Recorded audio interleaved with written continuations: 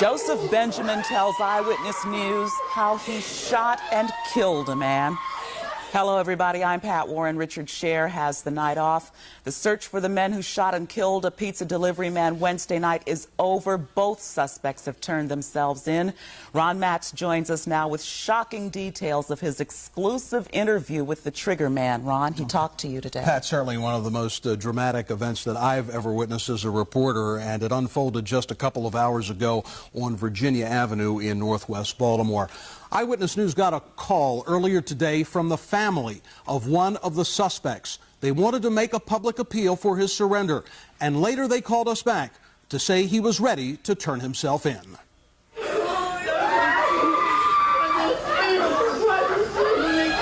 23-year-old Joseph Benjamin turned himself in at the home of the second suspect, 17-year-old Samuel Small, who also surrendered. Both are charged with first-degree murder in the fatal shooting of 23-year-old pizza delivery man Igor Berenstein Wednesday night. Joseph Benjamin told Eyewitness News he was the trigger man. Did you shoot that young man? Yes. Why? Because it looked like he was going for, it looked like he had a gun in his car, and everybody kept saying, shoot him, shoot him, shoot him. And I got scared, and I just shot him. As Samuel was consoled by his mother, city police converged on the house on Virginia Avenue to make the dramatic arrest.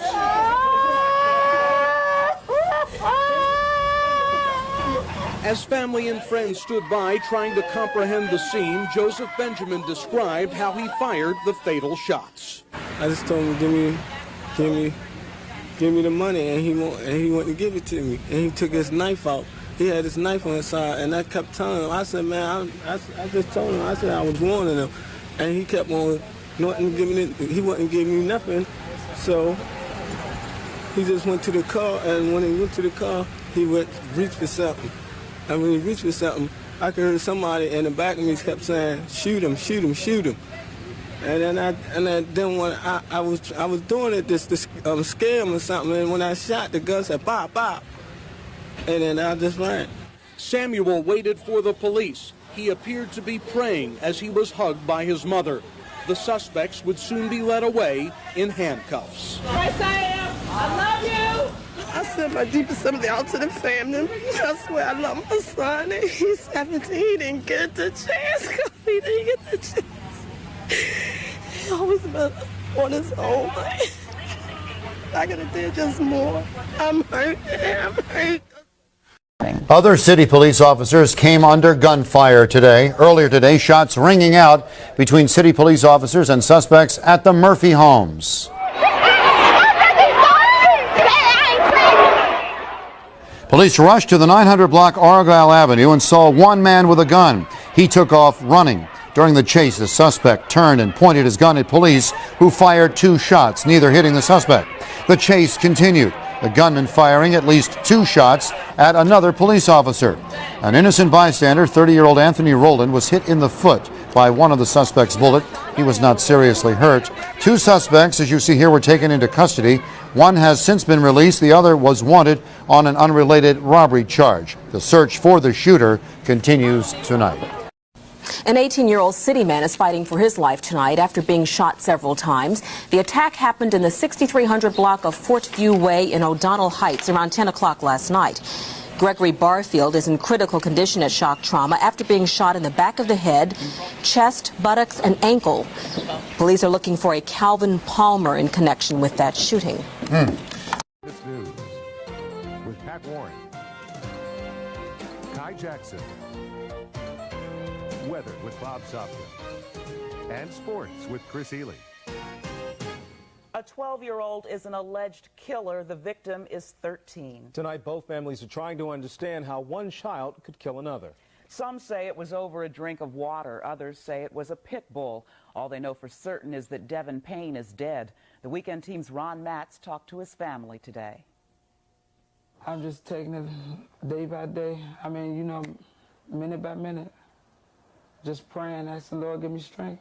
Janice Townsend still can't believe what happened. Her youngest son, 13-year-old Devin Payne, was stabbed to death yesterday, and city police have charged a 12-year-old friend who lived across the street on Oswego Avenue. The family can't believe Devin is gone. He was just a loving child. There wasn't nothing he wouldn't do for you. He helped anybody in the way he could. Witnesses say the two boys had been fighting outside when the 12-year-old returned to his house and came out with a knife. Police are still trying to determine what started the deadly argument. Did you hear what this argument may have been about? Over some water or a pit bull. Just not really sure, huh? No. With the victim and his alleged assailant being so young, the stabbing has left this Pimlico neighborhood in shock, and Devin Payne's family wonders how such a tragedy could have happened. Well, I would like to know why, because they did play. He's been here. They played the games together. Devin was always over there on the porch playing with him. He'd been here with my two grandsons, and I just don't know what happened. Devin attended Green Spring Middle School, sang in his church choir, and loved to swim. Now his family must go on without him. I'm trying to act like he's around, just trying to do the best I can. And I just pray and pray and ask Lord to give me strength. But my child is gone and he's missed. For the Weekend Team, Ron Matz, Channel 13, Eyewitness News. The suspect's name isn't being released because of his age. He's charged as a juvenile with first-degree murder and possession of a deadly weapon. Homicide detectives are investigating a murder in West Baltimore. Police say the victim is 81-year-old James Sutton. It happened in the 1700 block of North Pulaski Street after 3 o'clock this afternoon. An Eyewitness News crew is on the scene and will bring you more details as they become available. Baltimore County Police are questioning 3 suspects after a shooting in Randallstown overnight. Police say an argument led to the shooting at Old Court and Liberty Road. A Baltimore man faces first-degree murder charges in the death of his girlfriend. Police say 22-year-old Bren Dixon was arguing with the woman early this morning in their apartment on West North Avenue. That's when Dixon allegedly shot the victim in the head. Police are withholding the name of the dead woman until her family has been notified. These 2 women are lucky. They did not push Baltimore's murder statistics up. Instead, Laura Dean Dixon and Barbara Singleton survived what Southeastern police called a domestic argument with alleged triggerman Robert Davis. They are part of a violent weekend that saw 12 people brutalized, including this child shot on a city playground last night. Well, the violence continued here at about midnight last night in the 2100 block of Barclay. That's when 3 people were shot and left in the street. For the longest time, folks have stuck to the tenets that they don't talk about the violence, they don't talk about the shootings. But that may be changing. Don't be calling my name out. Ain't nobody snitching. I was out here when a boy got shot last night. Penelope McLean saw bullets wound 21-year-old Lonnie Birch, 20-year-old John Thomas, and 19-year-old Harold Garris. And she defends herself against labels like snitch. She says it's time more in her neighborhood worked with police to stop the bloodshed. There's a lot of people be talking to the police. Is that good? In a way, some. They're snitches, and then what happens to them? They get killed eventually. Come here, Dad. On Division Street, a mother just can't bring herself to talk about how her son and an unidentified woman were bludgeoned and left in this vacant building. The woman dies. The man is left to battle massive head injuries at shock trauma. People like Edna Holland are left looking for a way out. I'm looking for me a place to move. 'Cause I have teenage children and grandchildren. The statistics don't shock people like Edna or Penelope. Those statistics are a part of everyday life. Lowell Deo, Channel 13 Eyewitness News. As of this evening, 163 people have been murdered in Baltimore this year. Tonight, homicide detectives have made an arrest in one of this weekend's murders. 26-year-old Kevin Slaughter is charged with killing his roommate, 41-year-old Ronald Walker. Police say Slaughter apparently used a television set and other heavy objects to beat Walker to death. Walker's body was discovered late Friday night in a home on Bayard Street. Baltimore City Police tonight have charged a 16-year-old suspect in Thursday's double murder in East Baltimore. Eric Charles Smith of the 500 block North Streeper Street, charged with 2 counts of first-degree murder and attempted murder, plus weapons violations. Police say that Smith shot and killed 2 men who were riding on East Monument Street on their bicycles at around 10:30 Thursday night. So far, police are offering no motives at all for these shootings. Pat. 2000. It's this town's summertime equal to the NBA playoffs. 10 teams from places like Lafayette Square, Mura Street, and Biddle Street going at it in the 3rd annual Adopt a Block tournament. This is for bragging rights in Reggie Lewis's old East Baltimore neighborhood.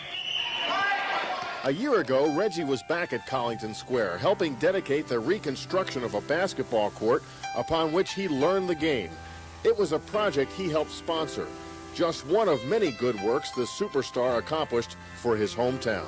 The national advertisers would like every future basketball star to be like Mike, but here in Charm City, we would rather every basketball star be like Reggie, because not only was he a great basketball player, but he was great for the city of Baltimore.